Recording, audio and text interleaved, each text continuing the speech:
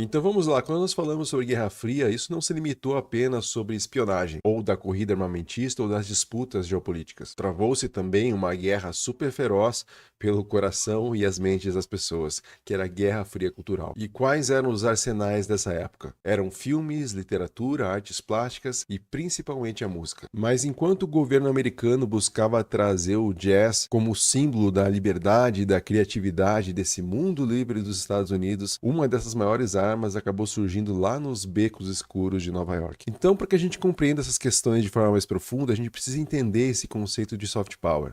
Então, aqui na imagem a gente tem hard power, que é esse exercício da influência através da coerção, buscando aí em táticas como força militar, pagamentos e sanções econômicas. E como a gente sabe, os Estados Unidos são mestres nessas três partes. E depois a gente tem o soft power, que é utilizar essa atração e persuasão para mudar a mente das pessoas e influenciar esse comportamento. Então, fontes incluem cultura, valores políticos e o engajamento positivo global. Esse conceito foi criado pelo Joseph Nee no final dos anos 80 e ele chama do soft power como essa segunda face do poder. Então, uma forma indireta de alcançar objetivos estratégicos. Então, quando outras nações admiram os valores de um outro país, eles vão aspirar por esse nível de prosperidade, de aberturas, e aí você fica muito mais compelido a seguir uma direção oposta do que uma determinada nação buscava seguir. Então a necessidade de gastar muito dinheiro para compelir uma nação vai ser reduzida drasticamente. Então, como argumento Nie, essa sedução é muito mais eficiente que a coerção. E aí esses mecanismos de soft power vão trabalhar através da diplomacia pública e também a diplomacia cultural. Então a diplomacia pública vai ter essa ideia de informar e influenciar os públicos estrangeiros para promover esse interesse nacional. Enquanto aqui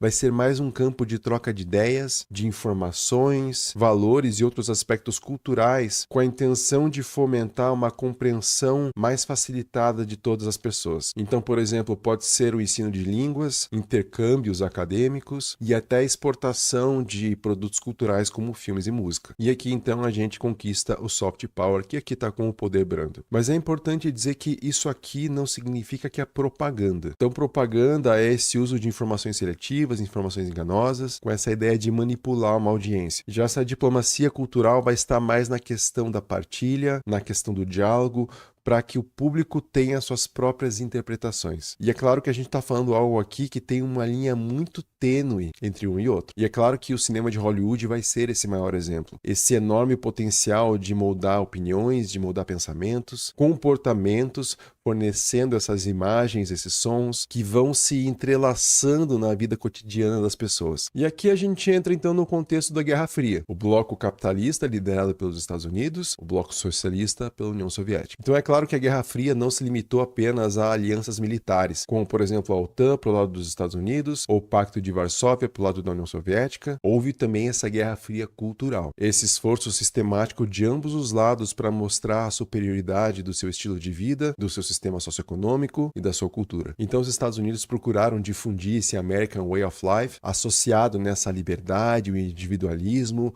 a prosperidade material, enquanto a União Soviética promovia os ideais do comunismo, que era ali a igualdade social, o coletivismo. Então cada um foi criando os seus produtos culturais para fortalecer essa narrativa. Os Estados Unidos criou aqui a saga Rambo, inclusive esse foi o primeiro filme que eu lembro ter assistido na minha vida. Inclusive ele tem uma crítica bem interessante sobre a Guerra do Vietnã, mas no Rambo 2 ele já virou super-herói e foi lá lutar contra os vilões da União Soviética. Já a União Soviética pregava esse realismo socialista nas artes. Eles chamavam de a única forma artística verdadeira e alinhada aos interesses do proletariado, ao mesmo tempo que eles diziam que a cultura ocidental era decadente e burguesa. Então tivemos também a criação da CIA pelo lado dos Estados Unidos, da KGB na União Soviética, e ambas criavam operações secretas para influenciar intelectuais, também artistas e a opinião pública de forma geral. E tudo isso foi acontecendo até 89, quando teve a queda do Muro de Berlim, que simbolizou aí o fim desse conflito. Mas como sabemos hoje, esse conflito está muito longe ainda de acabar. Então essa Guerra Fria cultural aconteceu de várias formas. Um dos exemplos mais interessantes eram as viagens internacionais de artistas de jazz. Por exemplo, exemplo, Louis Armstrong visitava alguns países que pertenciam aí ao eixo soviético, como o Congo, por exemplo. Outros artistas também, como o Dizzy Gillespie, o Duke Ellington também. Cada um fez várias viagens. Então, esse objetivo tinha várias frentes. A primeira é que o jazz era uma arte americana, mas vindo dessa experiência afro-americana, e era apresentado como esse símbolo de criatividade, de espontaneidade, de espírito livre e liberdades que fazem parte dessa sociedade democrática. E também serviam só para encher o saco dos soviéticos, que usavam bastante essa questão da segregação racial para minar essa credibilidade dos Estados Unidos de mundo livre. O que é verdade. Então, os Estados Unidos colocaram músicos negros como embaixadores culturais, essa imagem de pluralismo, de progresso racial, mesmo que a realidade fosse muito mais complexa que isso. Só que assim, essas viagens de jazz, embora tivessem um impacto relevante, elas sempre corriam esse risco de serem desacreditadas. Elas pareciam uma propaganda manipuladora.